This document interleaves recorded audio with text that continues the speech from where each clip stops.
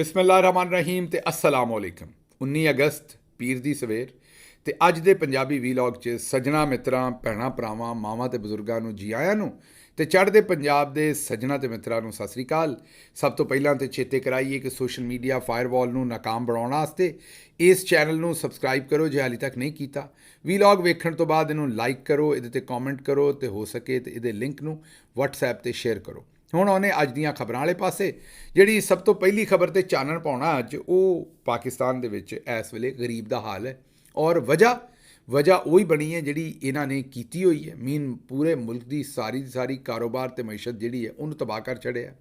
ਹੁਣ ਫੈਸਲਾਬਾਦ ਤੋਂ ਇਹ ਖਬਰ ਆਉਣ ਡਈ ਹੈ ਕਿ ਜਿਹੜੇ ਵੱਡੇ ਟੈਕਸਟਾਈਲ ਯੂਨਿਟ ਨੇ ਉਹ ਤਕਰੀਬਨ 100 ਦੇ ਕਰੀਬ, ਹਾਂਜੀ 100 ਦੇ ਕਰੀਬ ਜਿਹੜੇ ਵੱਡੇ ਟੈਕਸਟਾਈਲ ਯੂਨਿਟ ਨੇ ਉਹ ਪਾਕਿਸਤਾਨ ਦੇ ਵਿੱਚ ਬੰਦ ਹੋ ਗਏ ਨੇ। ਉਹਨਾਂ ਮਿੱਲਾਂ ਨੂੰ ਤਾਲੇ ਲੱਗ ਗਏ ਨੇ, ਮਿੱਲਾਂ ਬੰਦ ਹੋ ਗਈਆਂ ਨੇ, ਜਿਹਦੇ ਨਾਲ ਘੱਟੋ ਘੱਟੀ ਤਕਰੀਬਨ 2 ਲੱਖ ਬੰਦਾ ਬੇਰੁਜ਼ਗਾਰ ਹੋ ਗਿਆ। ਉਹਨੂੰ ਕੋਈ ਕੰਮਕਾਰ ਉਹਨਾਂ ਦੇ ਕੋਲ ਨਹੀਂ ਹੈਗਾ। ਜਿਹੜੀ ਉਹ ਮਜ਼ਦੂਰੀ ਕਰਦੇ ਸਨ ਉਹਨਾਂ ਮਿੱਲਾਂ ਦੇ ਵਿੱਚ, ਉਹਦੇ 'ਚ ਉਹ ਫਾਰਗ ਹੋ ਗਏ ਨੇ। ਹਾਂਜੀ, ਤੁਸੀਂ ਦਰੁਸਤ ਸੁਣ ਰਹੇ ਹੋ ਕਿ 100 ਮਿੱਲਾਂ ਬੰਦ ਹੋ ਗਈਆਂ। ਅਸੀਂ ਨਹੀਂ ਆਖਣ ਡਏ, ਇਹ ਹੁਣ ਉੱਥੋਂ ਦੀਆਂ ਮਿੱਲਾਂ ਦੇ ਮਾਲਕਾਂ ਨਾਲ ਆਖਣ ਡਏ ਨੇ।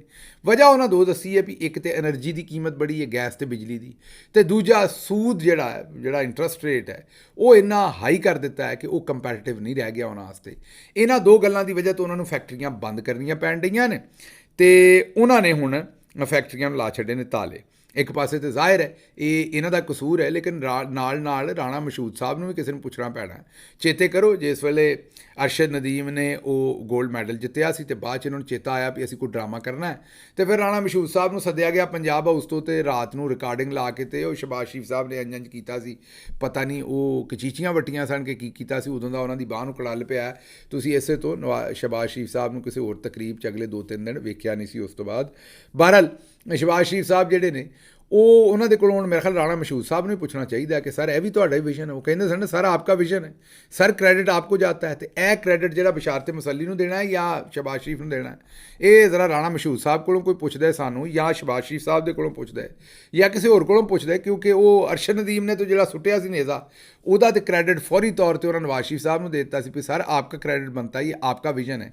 ਅਤੇ ਇਹ ਜਿਹੜੀਆਂ 100 ਫੈਕਟਰੀਆਂ ਬੰਦ ਹੋਈਆਂ ਨੇ ਭਾਈ ਜੀ ਉੱਥੇ ਫੈਸਲਾਬਾਦ, ਇਹਨਾਂ ਦਾ ਦੱਸ ਦਿਓ ਵੀ ਕ੍ਰੈਡਿਟ ਕਿਹਨੂੰ ਦੇਣਾ। ਅਗਰ ਤੁਸੀਂ ਕਹਿੰਦੇ ਹੋ ਤੁਸੀਂ ਬਸ਼ਾਰਤ ਮਸੱਲੀ ਨੂੰ ਦੇ ਦਿੰਦੇ, ਮਤਲਬ ਹੋ ਸਕਦਾ ਉਹਦੇ ਗੱਲ ਪਾ ਦਿਓ ਵੀ ਤੁਸੀਂ ਸਾਰਾ ਕੰਮ, ਲੇਕਿਨ ਮੇਰੇ ਖਿਆਲ ਦੇ ਵਿੱਚ ਇਹਦਾ ਕ੍ਰੈਡਿਟ ਵੀ ਉਸੇ ਹੀ ਸ਼ਬਾਜ਼ ਸ਼ਰੀਫ ਔਰ ਨਵਾਜ਼ ਸ਼ਰੀਫ ਨੂੰ ਦੇਣਾ ਪੈਣਾ, ਜਿਹਦਾ ਕ੍ਰੈਡਿਟ ਜਿਹੜਾ ਬਾਕੀ ਜਿਹੜੇ ਨਹੀਂ ਬਣਦੇ ਕ੍ਰੈਡਿਟ ਉਹ ਦਿੰਦੇ ਹੋਇਆ ਅਤੇ ਉਹਨਾਂ ਦਾ ਬੜਾ ਸਾਰਾ ਬਣਦਾ ਹੈ। ਅੱਛਾ, ਦੂਜੀ ਜਿਹੜੀ ਖਬਰ ਹੈ ਉਹ ਜ਼ਾਹਿਰ ਹੈ ਅਨਵਰ ਲੋਧੀ ਸਾਹਿਬ ਬੜੇ ਮਾਇਆਨਾਜ਼ ਕਿਸਮ ਦੇ, ਉਹ ਵੀ ਇੱਕ ਰਾਈਟਰ ਵੀ ਨੇ, ਦਾਨਿਸ਼ਵਰ ਨੇ, ਤਜਜ਼ੀਆਕਾਰ ਨੇ, ਪਾਕਿਸਤਾਨ ਦੇ ਵਲਾਇਤ 'ਚ ਰਹਿੰਦੇ ਨੇ ਅਤੇ ਬੜੇ ਭਰਵੇਂ ਕਿਸਮ ਦੇ ਉਹ ਆਪਣੇ ਐਕਸਪ੍ਰੈਸ਼ਨ ਦਿੰਦੇ ਨੇ ਟਵਿੱਟਰ ਦੇ ਉੱਤੇ ਔਰ ਬੜਾ ਦਿਨ ਰਾਤ ਮਿਹਨਤ ਕਰਕੇ ਲਿਖਣ ਵਾਲਾ ਬੰਦਾ ਹੈ। ਅਨਵਰ ਲੋਧੀ ਸਾਹਿਬ ਨੇ ਕਿਹਾ ਜੀ ਕਿ ਇਮਰਾਨ ਖਾਨ ਨੇ ਟੈਕਸਟਾਈਲ ਨੂੰ ਬਹਾਲ ਕੀਤਾ ਸੀ ਅਤੇ ਇਹਨਾਂ ਨੇ ਉਜਾੜ ਦਿੱਤਾ। ਅੱਛਾ, ਇਹ ਕੋਈ ਅਨਵਰ ਲੋਧੀ ਸਾਹਿਬ ਨੇ ਕੋਲੋਂ ਗੱਲ ਨਹੀਂ ਬਣਾਈ, ਇਹ ਤੁਹਾਨੂੰ ਅਸੀਂ 92 ਨਿਊਜ਼ ਜਿਹੜਾ ਚੈਨਲ ਹੈ, ਜ਼ਾਹਿਰ ਹੈ ਖੁਦ ਵੀ ਇਹਨਾਂ ਦਾ ਇੰਡਸਟਰੀ ਦੇ ਨਾਲ ਤਾਲੁਕ ਹੈ, ਇਹਨਾਂ ਦੇ ਮਾਲਕਾਨ ਦਾ, ਇਹ ਖੁਦ ਵੀ ਸਮਝਦੇ ਨੇ। ਇਹ ਜਨਾਬ ਇਹਨਾਂ ਦੀਆਂ ਖਬਰਾਂ ਵੇਖ ਲਓ ਕਿ 50,000 ਨਵੀਆਂ ਪਾਵਰ ਲੂਮਾਂ ਫੈਸਲਾਬਾਦ 'ਚ ਲੱਗੀਆਂ ਸਰ। ਮੈਂ ਖੁਦ ਵੀ ਗਵਾਹ ਹੈ ਕਿਉਂਕਿ ਫੈਸਲਾਬਾਦ ਤੋਂ ਰਹਿਣ ਵਾਲਾ, ਬੜੇ ਸਾਰੇ ਮੇਰੇ ਯਾਰਾਂ ਸੱਜਣਾ ਨੇ ਦਾ ਕੰਮ ਵੀ ਇਹੋ ਜਿਹਾ ਹੈਗਾ ਅਤੇ ਉੱਥੋਂ ਪਤਾ ਲੱਗਾ ਸੀ ਕਿ 50,000 ਨਵੀਂ ਪਾਵਰ ਲੂਮ ਉੱਥੇ ਲੱਗੀ ਅਤੇ ਉਸ 50,000 ਨਵੀਂ ਪਾਵਰ ਲੂਮ ਦੇ ਵਿੱਚ ਹਾਲਾਤ ਇਹੋ ਜਿਹੇ ਬਣ ਗਏ ਕਿ ਉੱਥੇ ਮਜ਼ਦੂਰ ਨਹੀਂ ਸੀ ਲੱਭਦਾ।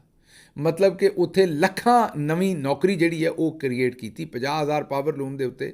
ਤੁਸੀਂ ਆਪੇ ਵੇਖ ਲਓ ਕਿ ਇੱਕ ਪਾਵਰ ਲੂਮ ਦੇ ਉੱਤੇ ਅਗਰ 3-4 ਬੰਦੇ ਵੀ ਕੰਮ, ਬਲਕਿ ਜ਼ਿਆਦਾ, ਜਦੋਂ ਪਾਵਰ ਲੂਮ ਲੱਗਦੀ ਹੈ ਤਾਂ ਪੂਰੀ ਸਪਲਾਈ ਚੇਨ ਉਹਦੀ ਇੱਕ ਬਣਦੀ ਹੈ, ਲੇਕਿਨ ਚਲੋ 4 ਬੰਦੇ ਵੀ ਅਗਰ ਇੱਕ ਦੇ ਉੱਤੇ ਲਾਓ ਤਾਂ 2 ਲੱਖ ਬੰਦਾ ਤਾਂ ਇੱਥੇ ਹੀ ਨੌਕਰੀ 'ਤੇ ਜਿਹੜਾ ਹੈ ਉਹ ਆ ਗਿਆ ਸੀ। ਲੇਕਿਨ ਹੁਣ ਜਿਹੜਾ ਉਹ ਸਭ ਕੁਝ ਉਜਾੜ ਦਿੱਤਾ ਗਿਆ। ਅੱਛਾ, ਹੁਣ ਪਾਕਿਸਤਾਨ ਦੀ ਜਿਹੜੀ ਟੈਕਸਟਾਈਲ ਹੈ ਉਹਦੇ ਜਿਹੜੇ ਹਾਲਾਤ ਨੇ ਉਹਦੇ ਵਿੱਚ ਤੁਸੀਂ ਇਹ ਤਾਂ ਤੁਹਾਨੂੰ ਪਤਾ ਹੀ ਹੈ ਕਿ ਸਾਡੀਆਂ ਹਕੂਮਤਾਂ ਦਾ ਕਸੂਰ ਤਾਂ ਚਲੋ ਜਿਹੜਾ ਹੈ ਸਾਡੇ ਬਿਜ਼ਨਸਮੈਨ ਦਾ ਵੀ ਕਸੂਰ ਹੈ ਬੜਾ।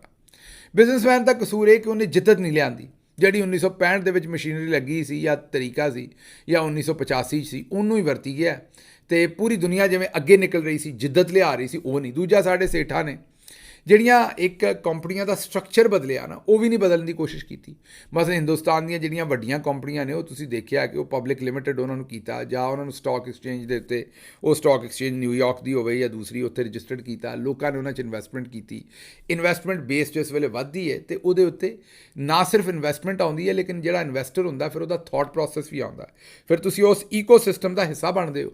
ਫਿਰ ਤੁਹਾਡੇ ਕੰਮਾਂ ਦੇ ਵਿੱਚ, ਤੁਹਾਡੀ ਅਪਰੋਚ ਦੇ ਵਿੱਚ ਜਿੱਦਤ ਆਉਂਦੀ ਹੈ, ਤੁਹਾਡਾ ਜਿਹੜਾ ਬੋਰਡ ਹੁੰਦਾ ਉਹ ਵੀ ਬਿਹਤਰ ਹੁੰਦਾ ਹੈ, ਤੁਹਾਡੇ ਜਿਹੜੇ ਇੰਪਲੋਈ ਹੁੰਦੇ ਨੇ ਉਹ ਵੀ ਬਿਹਤਰ ਹੁੰਦੇ ਨੇ। ਪਾਕਿਸਤਾਨ ਦੇ ਵਿੱਚ ਕੀ ਹੈ, ਇੱਥੇ ਸੇਠ ਮੈਂਟੈਲਿਟੀ ਹੈ।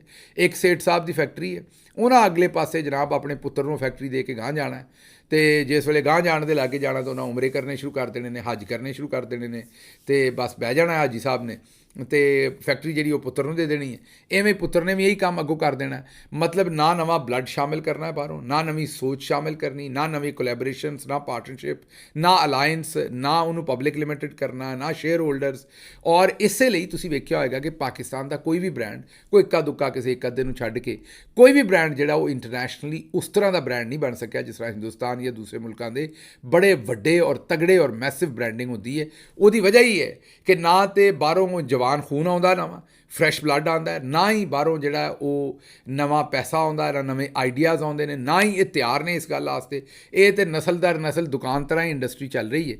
ਮਤਲਬ ਮੈਂ ਤੁਹਾਨੂੰ ਹੈਰਾਨੀ ਦੱਸਾਂ ਕਿ ਇੱਕ ਬਿਜ਼ਨਸਮੈਨ ਸਨ, ਉਹ ਦੋ ਬਿਜ਼ਨਸਮੈਨ ਸਨ, ਇਕੱਠੇ ਟਰੈਵਲ ਕਰ ਰਹੇ ਸਨ। ਇਹ ਨਹੀਂ ਤੁਹਾਨੂੰ ਦੱਸਾਂਗਾ ਕਿੱਥੇ, ਮੇਰੇ ਕਿਉਂਕਿ ਉਹਨਾਂ ਨੂੰ ਫਿਰ ਫੜੇ ਨਾ ਜਾਣ ਵਿਚਾਰੇ। ਅਤੇ ਖੈਰ ਉਹ ਟਰੈਵਲ ਕਰ ਰਹੇ ਸਨ ਉਸੇ ਹੋਟਲ ਦੇ ਵਿੱਚ ਜਿੱਥੇ ਮੈਂ ਰੁਕਿਆ ਹੋਇਆ ਸਾਂ, ਅਤੇ ਉਹਨਾਂ ਦੇ ਨਾਲ ਜਿਸ ਵੇਲੇ ਗੱਲਬਾਤ ਹੋਈ, ਪਤਾ ਚੱਲਾ ਕਿ ਬੜੇ ਵੱਡੇ ਵਪਾਰੀ ਨੇ, ਉਹ ਬੜੇ ਵੱਡਾ ਕਰੋੜਾਂ ਅਰਬਾਂ ਦਾ ਬਿਜ਼ਨਸ ਕਰਨ ਵਾਲੇ ਬਿਜ਼ਨਸਮੈਨ ਨੇ। ਅਤੇ ਉਹਨਾਂ ਦੇ ਨਾਲ ਗੱਲਬਾਤ ਲੱਗੀ ਅਤੇ ਉਹ ਪਰੇਸ਼ਾਨ ਸਨ ਬੜੇ। ਅਤੇ ਮੈਂ ਪੁੱਛਿਆ ਵੀ ਏਡੇ ਪਰੇਸ਼ਾਨ ਕਿਉਂ? ਉਹਨਾਂ ਕਿਹਾ ਵੀ ਅੱਜ ਕਾਰੋਬਾਰ ਦੇ ਸੌਦੇ ਕਰਨੇ ਸਨ ਅਤੇ ਬਸ ਜ਼ਰਾ ਲੇਟ ਹੋ ਗਏ, ਅਤੇ ਉਹ ਜ਼ਰਾ ਮਾਰਕੀਟ ਨੂੰ ਉਸ ਤਰ੍ਹਾਂ ਇੱਥੋਂ ਬਾਹਰੋਂ ਬਹਿ ਕੇ ਟੱਚ ਨਹੀਂ ਕਰ ਸਕੇ, ਥੋੜ੍ਹਾ ਨੁਕਸਾਨ ਹੋਇਆ। ਮੈਂ ਪੁੱਛਿਆ ਵੀ ਉਹ ਕਾਹਦੇ ਤੋਂ, ਤੁਸੀਂ ਕੀ, ਮੇਰਾ ਮਤਲਬ ਹੈ ਕਿ ਉੱਥੇ ਤੁਸੀਂ ਹੈ ਨਹੀਂ ਇਸ ਲਈ? ਉਹਨਾਂ ਕਿਹਾ ਨਹੀਂ, ਕੰਮ ਤਾਂ ਸਾਰਾ ਹੋ ਜਾਂਦਾ ਹੈ, ਔਨਲਾਈਨ ਵੀ ਹੋ ਜਾਂਦਾ, ਲੇਕਿਨ ਕਰ ਨਹੀਂ ਸਕੇ। ਮੈਂ ਪੁੱਛਿਆ ਵੀ ਉਹ ਕਿਉਂ, ਤੁਸੀਂ ਅਗਰ ਔਨਲਾਈਨ ਹੋ ਜਾਂਦਾ ਤਾਂ ਇੱਥੋਂ ਕਿਉਂ ਨਹੀਂ ਕੀਤਾ? ਉਹਨਾਂ ਕਿਹਾ ਕਿ ਉਹ ਹੋਟਲ ਦੇ ਵਿੱਚ ਜਿਸ ਵੇਲੇ ਅਸੀਂ ਹੋਟਲ 'ਚ ਜਿਸ ਵੇਲੇ ਚੈੱਕ ਇਨ ਕੀਤਾ ਤਾਂ ਉਹ $15 ਮੰਗ ਰਹੇ ਸਨ ਉਹਦੇ ਇੰਟਰਨੈਟ ਦੀ ਸਪੀਡ ਦੇ। ਅਤੇ ਉਹ ਫਿਰ ਅਸੀਂ ਕਿਹਾ ਵੀ ਉੱਥੇ ਤਾਂ ਫ੍ਰੀ ਲਈਦਾ ਇੰਟਰਨੈਟ, $15 ਕੌਣ ਦੇਵੇ, ਅਤੇ ਅਸੀਂ ਲਿਆ ਹੀ ਨਹੀਂ। ਅਤੇ ਉਹ ਫਿਰ ਅਸੀਂ ਦੂਸਰਾ ਇੰਟਰਨੈਟ ਇਸਤੇਮਾਲ ਕੀਤਾ, ਉਹਦੀ ਜ਼ਰਾ ਸਪੀਡ ਠੀਕ ਨਹੀਂ ਸੀ, ਅਤੇ ਸਾਡਾ ਜਿਹੜਾ ਕਾਰੋਬਾਰ ਦਾ ਕੰਮ ਨਹੀਂ ਹੋਇਆ। ਮੈਨੂੰ ਉੱਥੋਂ ਚੇਤੇ ਆਇਆ ਕਿ ਪਾਕਿਸਤਾਨ ਜਿਹੜਾ ਉਹ ਉੱਥੇ ਹੀ ਰਹਿ ਗਿਆ ਸਾਡਾ। ਅਸੀਂ ਜਿਸ ਵੇਲੇ MBA ਕਰਨ ਲੱਗੇ ਅਤੇ ਸਾਡੇ ਨਾਲ ਸਾਡਾ ਇੱਕ ਯਾਰ ਸੀ, ਉਹਨੇ ਵੀ ਆਪਣੇ ਅੱਬਾ ਜੀ ਨੂੰ ਕਿਹਾ ਕਿ ਮੈਨੂੰ ਵੀ MBA ਕਰਨ ਦਿਓ। ਉਹਨਾਂ ਕਿਹਾ ਪੁੱਤਰ ਕਿੰਨੇ ਪੈਸੇ ਲੱਗਣੇ ਨੇ? ਉਹਨਾਂ ਕਿਹਾ ਅੱਬਾ ਜੀ 3-4 ਲੱਖ ਰੁਪਇਆ ਲੱਗਣਾ। ਉਹਨੇ ਕਿਹਾ ਪੁੱਤਰ ਇੰਨੇ ਪੈਸੇ ਤਾਂ ਮੈਂ ਤੈਨੂੰ 4 ਰੂਮਾਂ ਲਾ ਦੇਣੀਆਂ ਨੇ, ਪਾਵਰ ਲੂਮਾਂ, ਅਤੇ ਜਦੋਂ ਤੱਕ ਇਹਨਾਂ ਮੁੰਡਿਆਂ ਨੇ 2-3 ਸਾਲਾਂ 'ਚ MBA ਕਰਕੇ ਬਾਹਰ ਨਿਕਲਣਾ, ਤੇਰੀਆਂ 4 ਦੀਆਂ 16 ਹੋਈਆਂ ਹੋਣੀਆਂ ਨੇ, ਅਤੇ ਤੂੰ ਕਿਤੇ ਦੀ ਕਿਤੇ ਫੈਕਟਰੀ, ਤੈਨੂੰ ਤਾਲੀਮ ਦੀ ਕੀ ਲੋੜ ਹੈ, ਤੂੰ ਛੱਡ ਇਸ ਕੰਮ ਨੂੰ। ਅਤੇ ਉਹ ਮੈਨੂੰ ਉਹ ਚੇਤੇ ਆਈ ਗੱਲ ਕਿ ਸਾਡਾ ਜਿਹੜਾ ਬਿਜ਼ਨਸਮੈਨ ਹੈ ਉਹ $15, ਇੱਕ ਤਾਂ ਮਾੜਾ ਬੰਦਾ ਹੈ ਨਾ, ਉਹਦੇ ਬਾਰੇ ਤਾਂ ਚਲੋ ਸਮਝ ਆਉਂਦੀ ਹੈ ਗੱਲ ਦੀ। ਇੱਕ ਬੰਦੇ ਨੇ ਉਹ 15 ਲਾ ਕੇ ਪਤਾ ਨਹੀਂ ਕਿੰਨੇ ਕਮਾਉਣੇ ਨੇ, ਪਰ ਉਹਨੇ ਉਹ ਕਮਾਉਣ ਵਾਲੀ ਗੱਲ ਨੂੰ ਪਾਸੇ 'ਤੇ ਰੱਖਿਆ, ਉਹਨੂੰ ਪਹਿਲਾਂ 15 ਨਜ਼ਰ ਆਉਂਦੇ ਰਹੇ ਨੇ।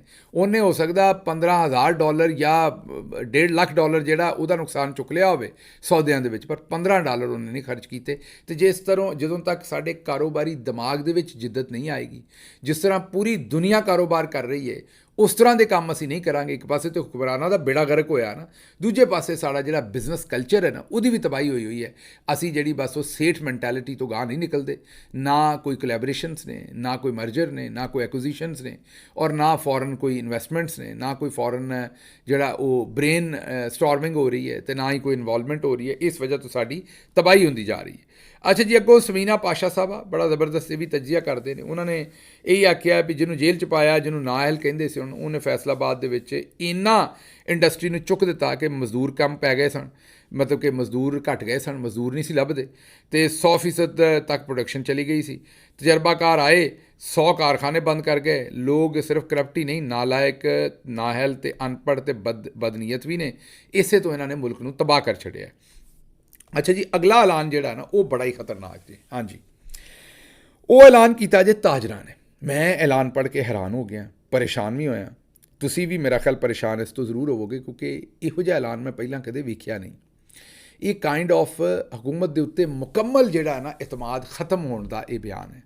ਜਦੋਂ ਹਕੂਮਤ ਦੇ ਉੱਤੇ ਮੁਕੰਮਲ ਹੀ ਇਤਮਾਦ ਖਤਮ ਹੋ ਜਾਏ ਤਾਂ ਫਿਰ ਕਿਓਸ ਹੁੰਦਾ, ਲੌਲੈਸਨੈਸ ਹੁੰਦਾ, ਅਨਾਰਕੀ ਫੈਲਦੀ, ਫਿਰ ਕਤਲੋ ਗਾਰਤ ਵਾਲੇ ਪਾਸੇ ਨੂੰ ਗੱਲ ਜਾਂਦੀ ਹੈ।